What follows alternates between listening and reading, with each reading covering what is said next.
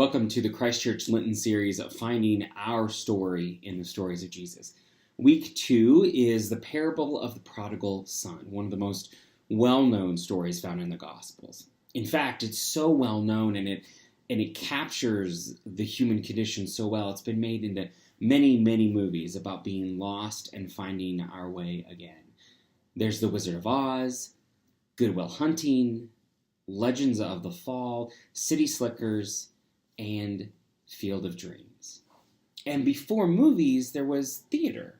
Shakespeare's love of this story is seen in King Lear and in Henry IV. And during Shakespeare's time period, there was an artist who was capturing this famous story. Rembrandt has a beautiful image of where he just captures so much the complexity of all that's happening. This is a powerful story about broken relationships, and each of us knows that reality. But as is the case with Luke, there are two stories here. There's Jesus' interaction with the Pharisees, and there's the story of the man who had two sons. And Luke throws in these two other short parables about lost sheep and lost coins, but it's really doubtful that Jesus held all of them together at the same time. Those parables differ in some ways from the prodigal story because there's no repentance. In fact, you could even make an argument that it's the fault of the shepherd who loses the sheep, and it's the fault of the owner who loses the coin. And for today, we're going to leave behind those parables and really focus on the parable of the son. Luke sets up Jesus to tell the story as a response to the Pharisees' indignation that Jesus is eating with tax collectors and sinners. In the first 3 verses of chapter 15, that's the framework that's happening. The moral meaning for Luke is that the father represents God, the younger son represents sinners, and the elder son represents the Pharisees. Luke's gospel is really critical of the Pharisees, but I want to caution us about demonizing the Pharisees. When we talk about sinners, who are we talking about? See, sometimes I think that we think the Pharisees are casting out sinners from the temple, and that's not true. A sinner here maybe is a murderer, it maybe is one who's following the law, but it is certainly one who has aligned themselves with the Roman government. Remember 2 weeks ago, the parable of the tax collector coming to the temple to pray. It's clear he's a sinner. It's clear he's connected to the temple. It doesn't mean there wasn't judgment from the Pharisees, but let's not assume that all outcasts were barred from the temple. If Jesus is challenging the Pharisees' frustration of how Jesus is welcoming and eating with sinners, that certainly is a lesson for us today. Who isn't welcome at Christ Church? Who would make us uncomfortable? Who could you not receive communion from? Who could you not give communion to? I just think we need to be careful when we call the church today a bunch of Pharisees.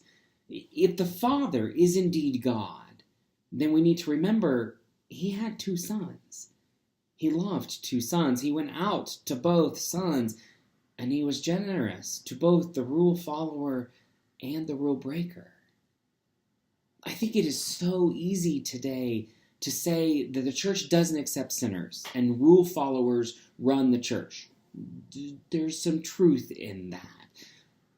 But to embrace the sinner doesn't mean to reject the Pharisee. And the reception of the sinner doesn't mean to dismiss the saint. God, like the Father, is both and, not either or. So who's this story about, and where is your connection to it? Is it a story about the prodigal son? Well, what does prodigal mean? Aristotle originally meant for the word to mean lack of self-restraint, lavish spending, people with so many vices that consumed their time and their resources and their relationships. Is it about a son who left rich, lived life to the fullest, and returned home poor? Is it a story about forgiveness and unconditional love? Is it a story about a man who had 2 sons? A father whose love was as scandalous as the people Jesus was eating with, a father who only yearns for the wayward to return. How often have you as a parent or a mentor pleaded with someone to change? Sheep and coins are easy to lose. Children are an entirely different story. Is it about the elder son who holds to the law, does not open himself to change and acceptance, who sulks when mercy is given, who's angry when grace is unfair? Do you attend the party for this screw-up brother of yours? And what happens when dad dies? Does Junior now get more inheritance? As is the case with the stories of Jesus, there is a fairly clear meaning, but its implication is left for us to resolve. The parable is left open, so there's lots for you to ponder and question and struggle with this week. See you Sunday.